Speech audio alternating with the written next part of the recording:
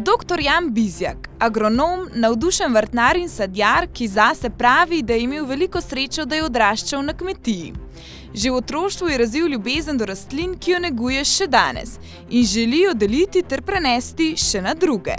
Prvič, da bi jih rad spodbudil, da dejansko ohranjamo to zelenje, ki ga imamo, oziroma ga na nek način še povečamo, od sadovnjakov, vrtov, ker Slovenci smo zelo vrtičkast narod, proti recimo nekim tujcem.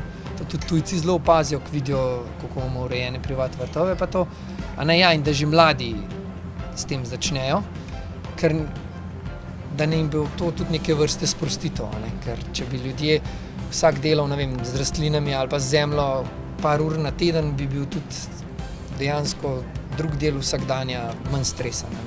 Jaz recimo nikoli ne čutim nekega stresa, sam jaz sem res skozi stiku z naravo, imam tako srečo, da imam tak poklic, da lahko delam z rastlinami, z zemljo in tako naprej. In to že od rane mladosti. Marsikjer mlad pa danes tega več nima.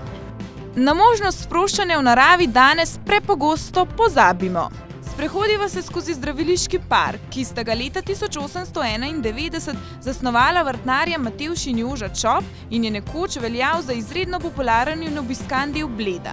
Danes je slika nekoliko drugačna, a Blejskim parkom se trudijo povrniti nekdanji blišč. Meni so posebej pri srcu te starejša drevesa, mogočna drevesa, ker dejansko preživijo več generacij, za sabo nosijo neko zgodovino in si zelo prizadevam za ohranjanje teh dreves. In če le ni dejansko, da se jih ne da na nikakršen način rešiti, potlej to drevo nadomestimo z nekim novim drevesom, tako da zdaj smo začeli v to smer delati, da ko se neko drevo ker ni več vitalno, ker je zdravstveno dejansko tako šibko, da se ga ne da obnoviti, da ga odstranimo in istočasno posadimo novo drevo, da imamo podmladek za naprej, ker treba je v parkih zmeraj tako delovati, da preden starejša mogočna drevesa propadejo, ker ponavadi umirajo selektivno, ne vsaj istočasno, da istočasno sadimo nova mlada drevesa, ki so pa dota podmladek za naprej. Na to se je namreč v preteklih letih nekoliko pozabilo.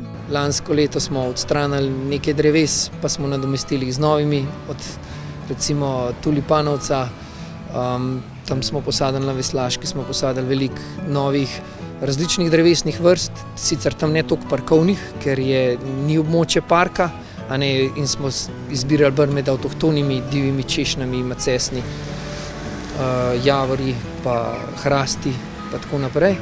S tako imenovanim oživljenim parkom so šele na začetku, pove Bizjak.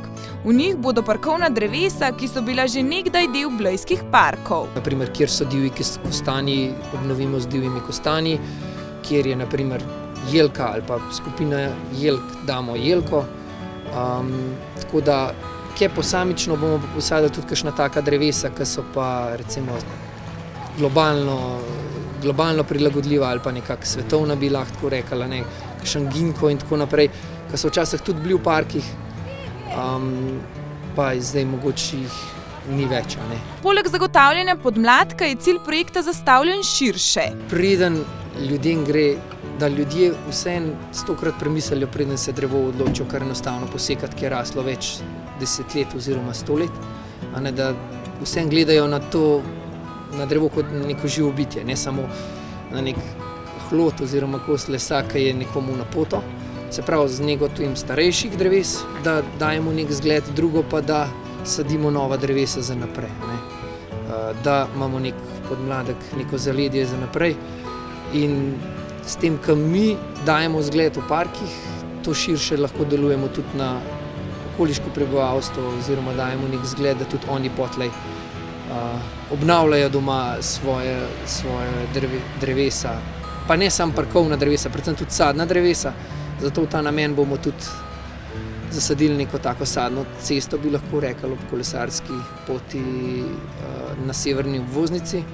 Ravno s tem namenom spodbuditi tudi sajenja teh visokodebelnih travniških sadovnjakov, ki so bili že od nekdaj del naše lepe krajine, čudovite krajine, in zdaj dejansko ta drevesa tudi počasi umirajo, zelo malo je pa nekega novega podmladka za naprej, ker to so drevesa, ki so jih sadili naši dedki pa babice.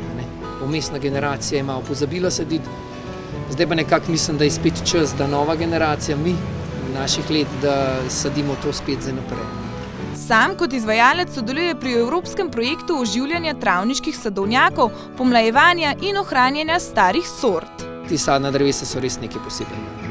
Eno drevo vam lahko da jabolk za ves pa še, ali pa druga sadeža pa za celo žlahto. In v Sloveniji imamo res zelo, zelo dobre pogoje za to. Pa še širše taki nasadi, taka drevesa res lepo izgledajo. Na celotno krajino imajo res lep vpliv. Nekaj sadnega drevja v manjšem sadovnjaku nameravajo zasaditi tudi na območju Blejskega vrtca. Že pri otrocih namreč želijo razviti pravilen odnos do rastlin in pridelave hrane. Starejši so mogli s tem gor rasti. S pridelavo hrane mogli so trdo delati, da so marsikaj predelali, marsikdo tudi zato, da je preživel in je zrastel s to pridelavo hrano, je odrastel in je tudi razvil neko hvaležnost za to. Danes pa mladi vse čisto lahko dobijo.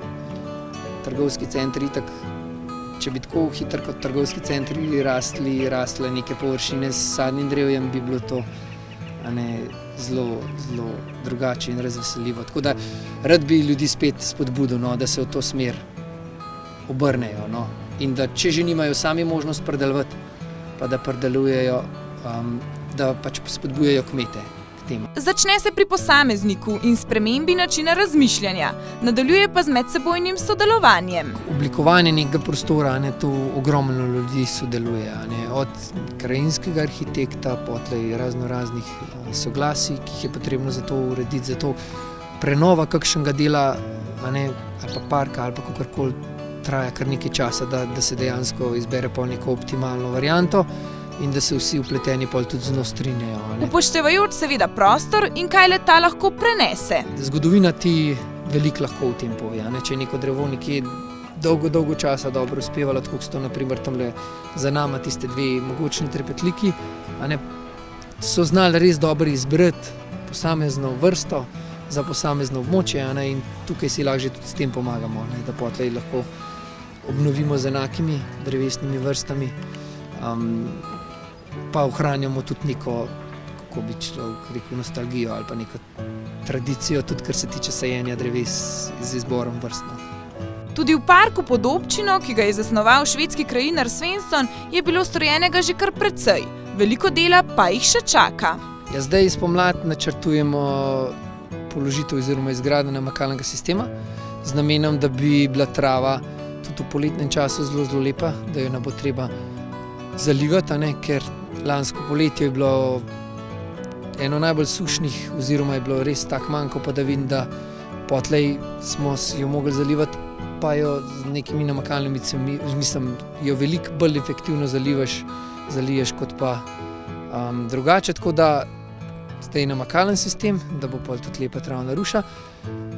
Pa načrtujemo tudi kakšne več cvetlic, želimo si pač bolj ucvetličiti. In lansko jesen smo tudi že uspeli, ki je bila zelo topla, nekako že tukaj posaditi znanilce, oziroma ne znanilce, pa mladi, da bo bolj cvetoča pomlad, smo posadili te narcise, tako da čez kakšne 2 meseca, če bo ugodno, oziroma ali pa že prej, bo dejansko ta del tukaj zacvetel v belem, pa nek del tudi v rumenem, tako da bo res še lepša kulisa ob jezeru. Tako se pomladi, ki že nestrpno trka na vrata, lahko še bolj veselimo. Vse to je šele obetaven začetek projekta, ki bo nekdaj imenitnim blejskim parkom in samemu kraju vdihnil novo življenje.